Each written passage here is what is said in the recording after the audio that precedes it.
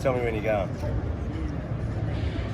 Here we are with Rob and Charlie with Rob's fantastic Dodge Challenger on the Maguire's booth here at Sema. Let's go, guys. Give us a rundown of this awesome car. So it's the last day of Sema show. We've probably had enough. Both of us are probably ready to go.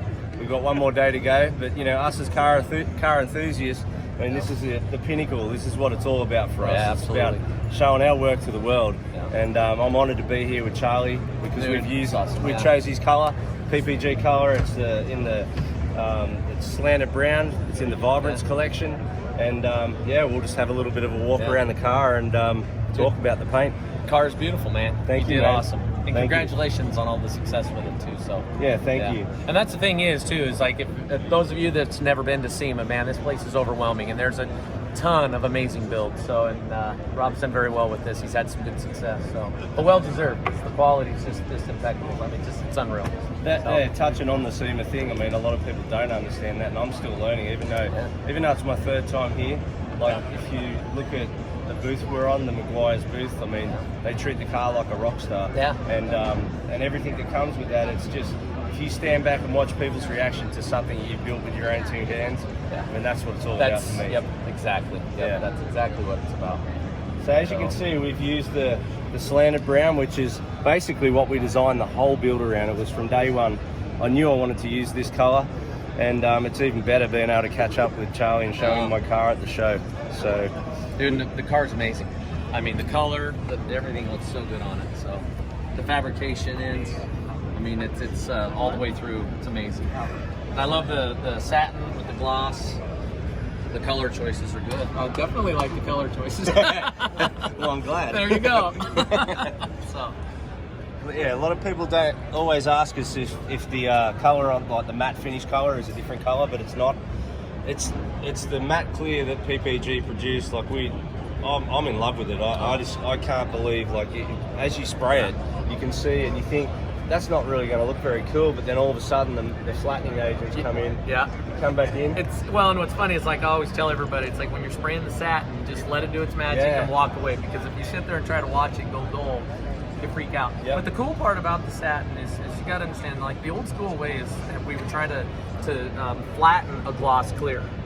Well, you're taking a polished resin, trying to dull it down, trying to make it do something it's not designed to do. Yep. So you had a lot of inconsistencies, and that's what's so killer with the PPG Satin Clear. It's actual dull resin. So you're not trying to make it go dull, it's just naturally got that dull flat finish. So it gives you a ton of consistency. Yeah. You know, so for instance, I mean, you can actually see where the separate panels, but everything, all the sheens still match. Yep.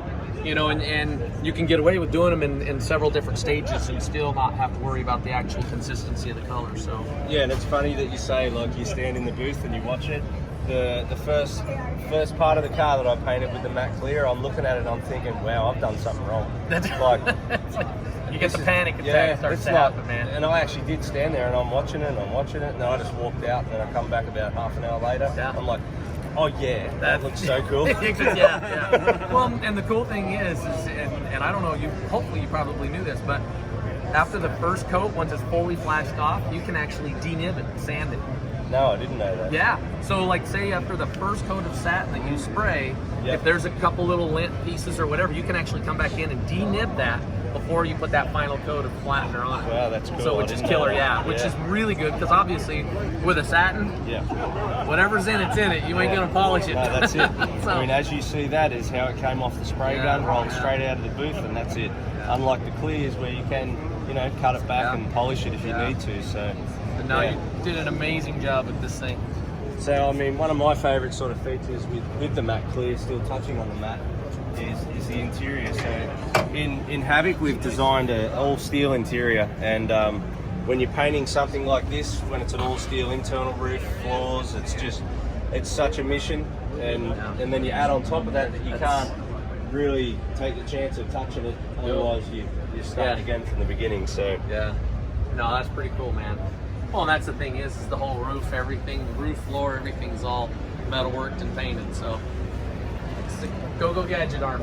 That's exactly right. You gotta have the go-go gadget arm. But nah, man, the colors, everything looks so killer, and all the subtle touches. All the subtle details.